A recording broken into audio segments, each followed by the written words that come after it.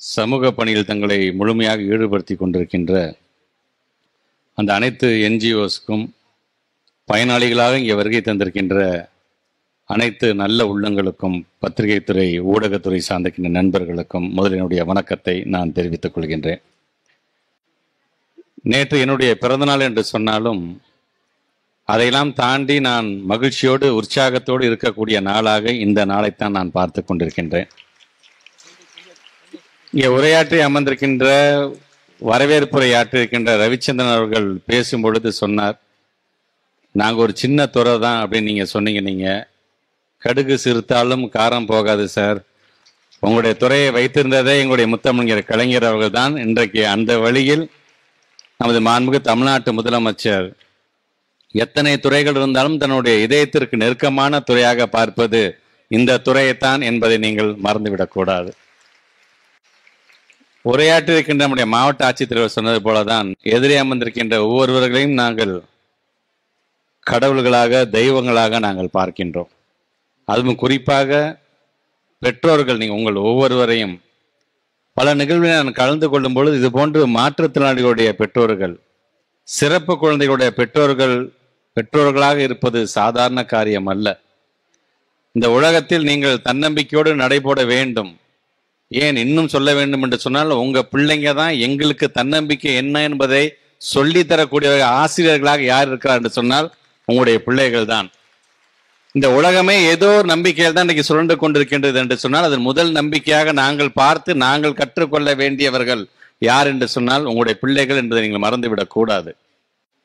அதனால்தான் இன்றைக்கு முத்தமிழர் கலைஞர் காலத்திலிருந்து இதற்கென்று தனியாக ஒரு வாரியம் அமைத்ததாக இருந்தாலும் சரி, அல்லது மாற்றுத்திறனாளி பிள்ளைகளுக்கென்று அது கல்வியாக இருந்தாலும் சொல்லி மேற்படிப்புக்கு படிக்க போறீங்கன்னு சொன்னீங்கன்னா அந்த கட்டணத்திலிருந்து முழுமையாக விலக்கு அளிக்கிறதாக இருந்தாலும் சரி, இப்படி உங்களை அரவணைக்கக்கூடிய முத்தமிழர் கலைஞருடைய வழியில் தான் இன்றைக்கு நம்முடைய மாண்புக்கு தமிழ்நாட்டுடைய முதலமைச்சர் பல்வேறு திட்டங்களை, ஏன் அவர் மட்டும்தான் செய்கிறாரா, சட்டமன்றத்திலே உங்களுக்காக அதிகம் பேசக்கூடியது யார் தெரியுமா? நம்முடைய மாண்புக்கு துணை முதலமைச்சர் உயர் திரு உதயநிதி ஸ்டாலின் தான் என்பதை நீங்கள் மறந்துவிடக் கூடாது.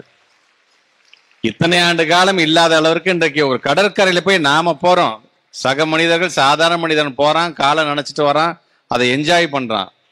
ஆனா எத்தனை மாற்றுத்திறனாளிகளுடைய பிள்ளைகள் அங்கே சென்றிருக்கிறார்கள், அந்த கடற்கரையை தங்களுடைய கால்களை நினைய வைத்திருக்கிறார்கள். அதை செய்து காட்டியவர் நம்முடைய துணை முதலமைச்சர் உதயநிதி ஸ்டாலின் அவர்கள். அது வெறும் மெரினா கடற்கரை மட்டும் இருந்தால் பத்தாது, ஆங்காங்கே இது போன்று நாம் ஒரு பாதையை அமைத்து ஒவ்வொரு இடத்திலும் இருக்கின்ற மாற்றுத்திறனாளிகள் நேரடியாக சென்று அந்த கடற்கரையை ரசிக்க வேண்டும் என்று ஆசைப்பட்டவர். அதனால்தான் சமீபத்தில் நடந்த கூட்டத்தில் கூட பார்த்தீங்கன்னா கடற்கரைக்கு பாதை அமைப்பது மட்டுமல்ல, நம்முடைய மாற்றுத்திறனாளி பிள்ளைகள் பயணிக்க வேண்டும் என்று சொன்னால் அதற்கான சிறப்பு பேருந்தை நாம் ஏற்படுத்த வேண்டும் என்று சொன்னவர் உதயநிதி ஸ்டாலின் அவர்கள். இன்றைக்கு அதையும் இன்றைக்கு படிப்படியாக செய்து கொண்டிருக்கின்றார் என்று சொல்லும் பொழுது உங்களை பார்த்து பார்த்து உங்களுக்கு என்ன தேவை என்பதை உணரக்கூடியவர்களாக இன்றைக்கு இந்த அரசாங்கம் இருக்கின்றது. அதனால்தான் எல்லோருக்கும் எல்லாம் இது திராவிட மாடல் அரசு என்று தமிழ்நாட்டுடைய முதலமைச்சர் சொல்கிறாரே, அது வெறும் வார்த்தை மட்டுமல்ல, அதை செயலிலும் காட்டக்கூடிய ஒரு அரசாங்கமாக இந்த அரசாங்கத்தை வழிநடத்தி கொண்டிருப்பவர் மாண்புக்கு தமிழ்நாட்டுடைய முதலமைச்சர். அதனால்தான் இன்றைக்கு உங்களுக்கான பட்டா வழங்குவதாக இருந்தாலும் சரி, அல்லது உங்களுக்கான உபயோகரமான அந்த உபகரணங்களை வழங்குவதாக இருந்தாலும் சரி, உங்களுக்கான அடையாள அட்டையை வழங்குவதாக இருந்தாலும் சரி, இப்படி உங்களுடைய நலன் சார்ந்திருக்கின்ற ஒரு நல்ல நாளாக இந்த நாளில் உங்களுக்கான பயனுள்ள நாளாக இதை கொண்டாடிட வேண்டும் என்பதற்காகத்தான் இன்றைக்கு தமிழ்நாடு முழுவதும் இது போன்ற ஒரு நிகழ்வு நடைபெற்று கொண்டிருக்கின்றது. ஆக அந்த விதத்திலே பயனாளிகள், நீங்கள் நம்முடைய சட்டமன்ற உறுப்பினர் சவுந்தரபாண்டியன் சொன்னது போல உங்களுக்காக உழைக்கக்கூடிய தமிழ்நாட்டுடைய முதலமைச்சர் கொண்டு வருகின்ற ஒவ்வொரு திட்டத்திற்கும் அவருடைய கரத்தை வலுப்படுத்துகின்ற விதமாக தொடர்ந்து உங்களுடைய நல்ல ஆதரவை தாருங்கள்.